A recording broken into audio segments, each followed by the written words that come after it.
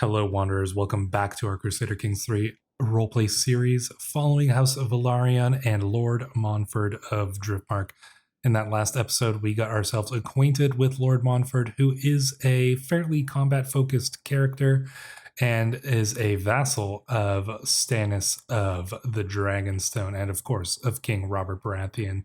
Now, obviously, House Velaryon has loyally served the Targaryens for many generations, and thus, when the usurper King Robert took over, well, that has put us into quite a disadvantaged position, whereas we had close ties with the Targaryens. In fact, many of our ancestors are Targaryens themselves.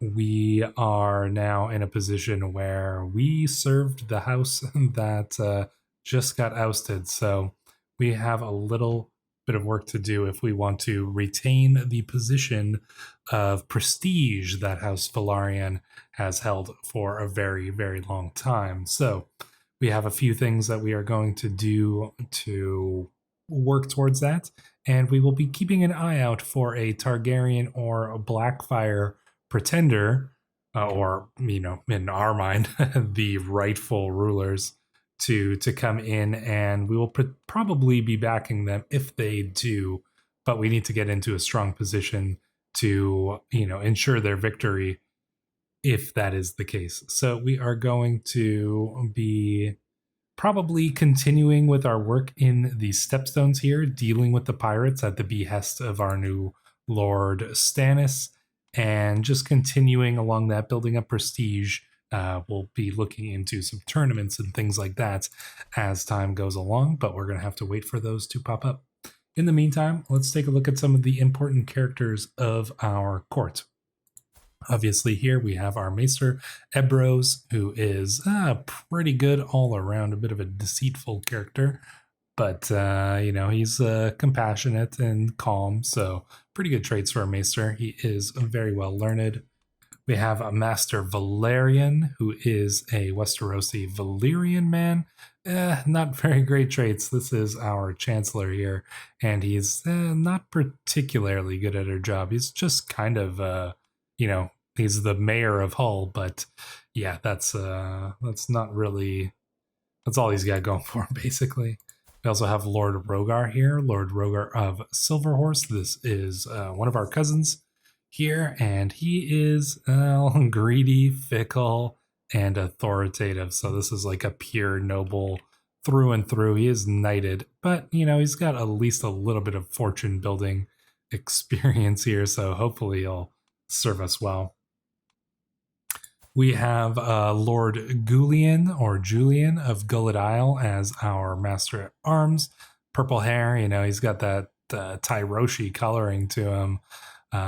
Not particularly good at his job, but no, he really is not. But you know what? He is a lord, and lords get their positions. Somebody who is good at their job is a Malric Webb. Now, this is a pretty interesting character, as you can see, and this is one of our Counselor tier member characters. If you want to get a character in the game, you can just join us on YouTube, become a member at the Counselor tier, and you can get a character in the game as well. But here we have Malric Webb. He is a vengeful character, ruthless, generous, which is an interesting combination right there, and rude. So I guess I would kind of see this character as somebody who does whatever it takes, but is willing to spray. He's not going to avoid rewarding those who help him. This is a man who will reward you if you serve him well. Definitely, this is an intrigue-focused man, conniving puppet master, schemer, spider.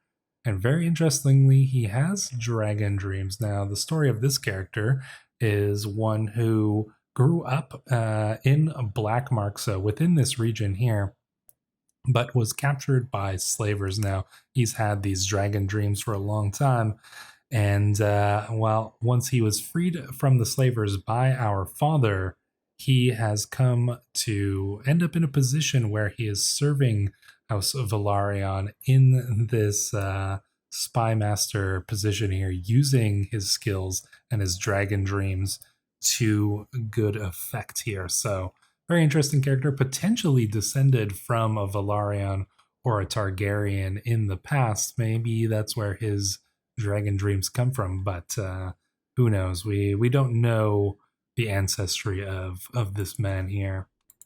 We've got Lord Jarion of Blackmark here as our admiral. He's also not particularly good at his job, but he is a lord, and lords get to, well, do what they want for the most part. He, honorable, generous, humble, so he's a good man, actually. He's just not particularly good at his job. He's been knighted, but he doesn't know how to fight. He's, competent at best, so. Then we have a Septon Ares of Driftmark, so just, a little bit of an arrogant man, but he's not the worst Septon you could find. Cynical, though. That's interesting. He doesn't follow his religion too closely. We've got a couple court positions as well. You can see our captain of the household guard is Sir Valdor Edgewater. Now, Sir Valdor here grew up on Driftmark. He is part of a minor noble house. The family is, affectionately referred to as the Gulls. They have some ties to the Night's Watch and the Crows, so that may be where that connection comes in. His family has served Velaryon for quite some time, guarding the Eastern Passage into Driftmark from, pirates and invaders and basically anybody who might want to do House Velaryon wrong. So we have him currently in the position of the captain of the household guard. This is a man, he's got ambitious and ruthless here. So you can just already tell that this is a man who's looking to raise his position from simple knight perhaps to something more. We've got our keeper of cells, Ambrode. Ambrode is, well, he's an Ironborn. He's a drowned god follower here. Probably good for a keeper of the cells. Paranoid, arrogant, callous. Yeah, torturer. He does a really good job at his job, frankly. Like, he's made for it. We've got a harbor master here. This is the wife of Malric, actually. So I wonder if he managed to get her in this position using his cunning. Very, very possible right there. But so she is managing the harbor fees and all that kind of stuff, and is actually getting us a fair amount of money. 25% domain taxes. That's actually giving us a nice little boost to our domain taxes there. Barnaby's our master at arms. He's a brave man, temperate man, and a little bit arrogant. We've got a lot of arrogant people in our court. Administrator, he's actually really good as a steward, but we've currently got him as our master at arms and as our caravan master, so he's doing a fairly decent job of both of those things as well. And then our final character that we want to look at is Evitho Seahoof. Now, he is an interesting character, a Dothraki slave who was actually freed during one of our expeditions to the Stepstones, and so we have taken him into our court. He is brave, humble, shy, a giant, as you can see here. Quite well fit, but also a little bit, he's quicker than you might think here. So he's another freedman as well. And generally he's just going to be a really good knight in our court. So those are all the important characters we need to look at. We've seen Mylenda Celtigar here, who is our betrothed, 2 more years. And we'll be able to go through with the marriage there and cement our alliance with House Celtigar. So there you go. You guys got the rundown, and we shall get time rolling here and just kind of give it a few moments. We're going to see if any events pop up. Otherwise, we'll probably move to go and deal with those pirates that we've been meaning to deal with here for quite some time. There's not really too much else we can do. We can get some successors for these accolades here, which we might as well do. We'll try to find one for the Knight of the Gull here, which is obviously Sir Valdor. And then eventually, if we can, we'll find one for the Sea Rider. accolade as well. Both Lord Ardrian of Claw Isle and I are held in esteem by our liege, Lord Stannis. However, when it comes to handing out titles, honor, and wealth, one of us will always be first among equals. The upcoming gathering at Dragonstone Castle gives me a chance to ensure that I am the one with the Lord's favor. As a smooth talker, this should be easy. Interesting. So this is our ally here, but we do want to put ourselves in a position ahead of House Celtigar. Or do we? Befriending fellow vassals. I mean, we are arrogant, but we did just make an alliance with his house. So, you know what? I think... As a smooth talker, this should be easy. I mean, this could be useful. 44% chance. Let's see if we can win him over. Yeah, you know what? I was tempted that we would be working together, but I think we might try to use our smooth talking to try to win Stannis over, and we become friendly with Lord Stannis. So there we go. We actually got an advantage there, and we have a hook against Stannis, which we can use to modify our vassal contract. March would be pretty nice. I mean, we've got council rights, title revocation, and war declaration guaranteed anyways.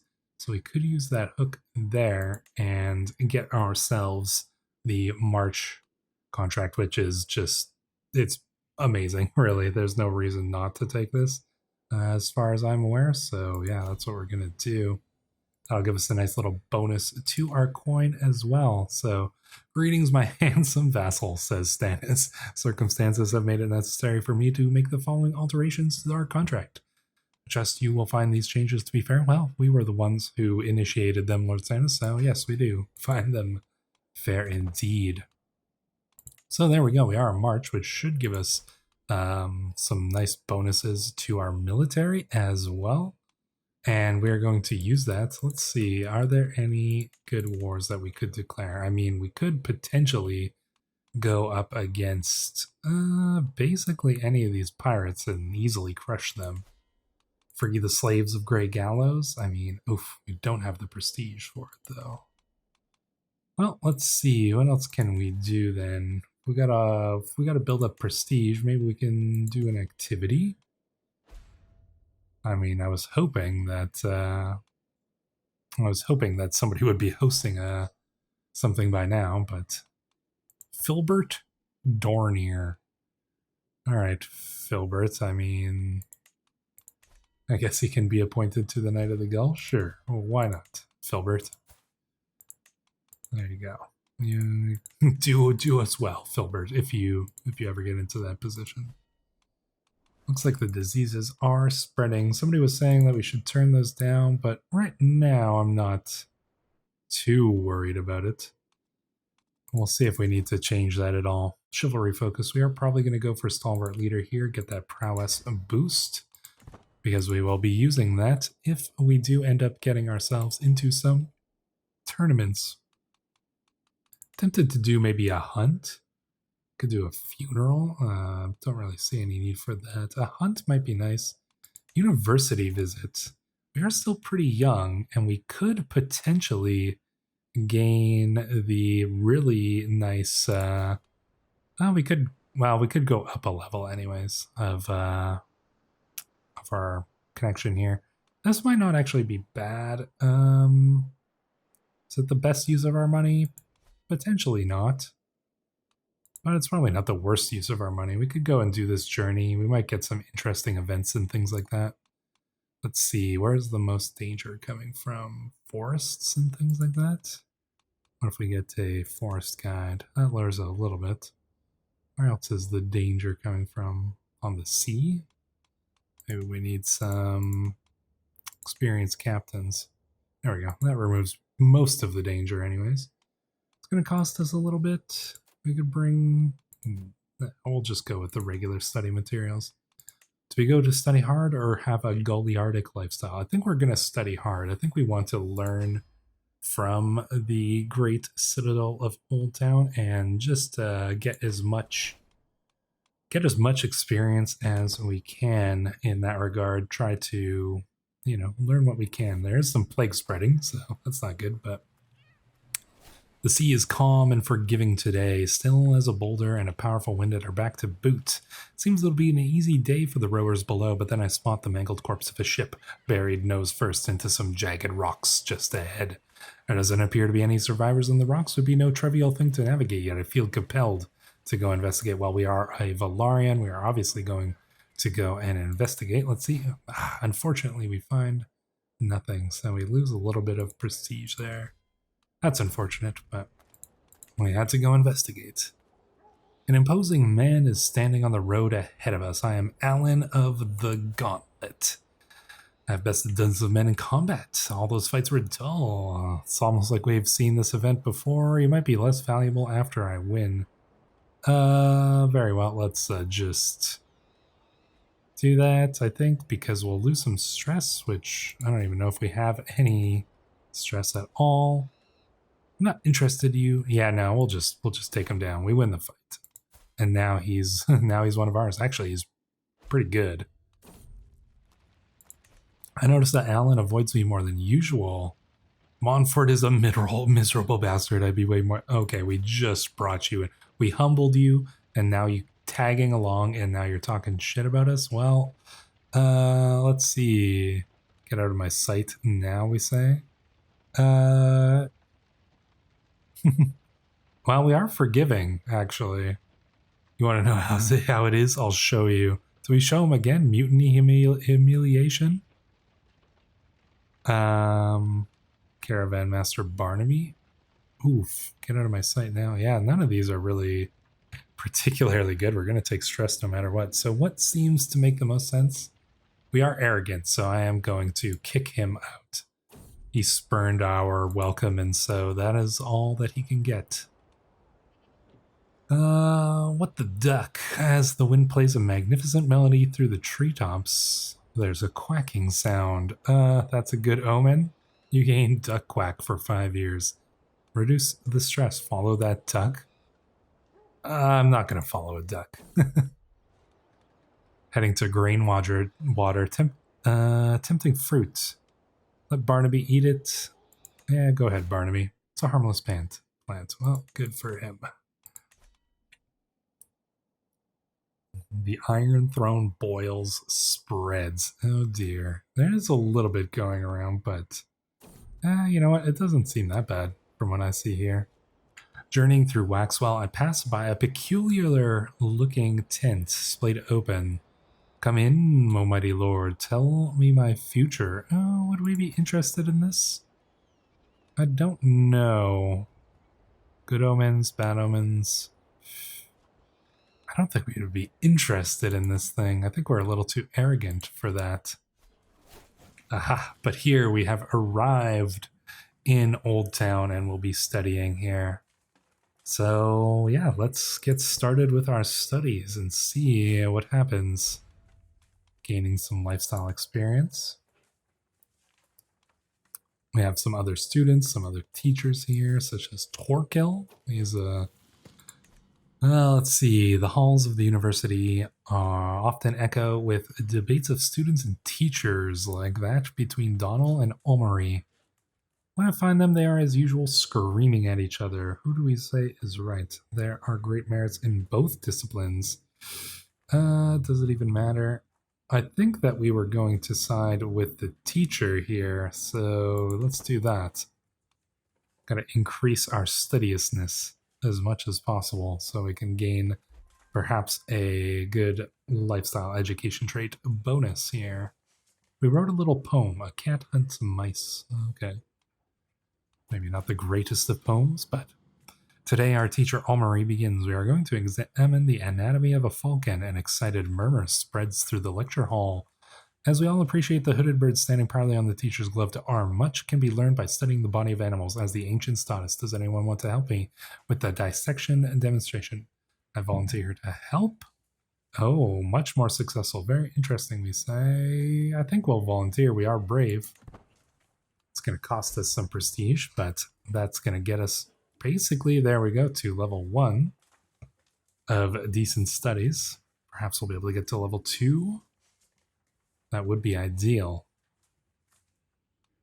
What do we have going on? Factions created against you. Our regent is doing a good job at least, but hopefully not taking matters too far into his own hands.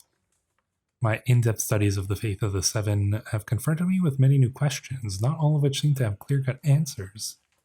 There must be some meaning in these contradictions? We're not very well learned, but I think we'll try to learn if we can, but we can't make sense of it. We're not particularly smart by any means, so we're just doing our best here to learn what we can.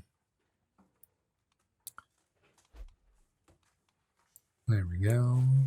Oh, Lord Stannis is in a regency as well. I wonder if there's an event going on.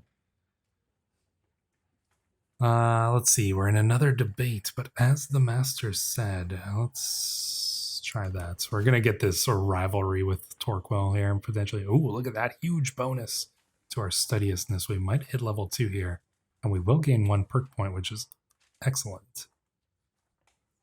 So far, it is going rather well.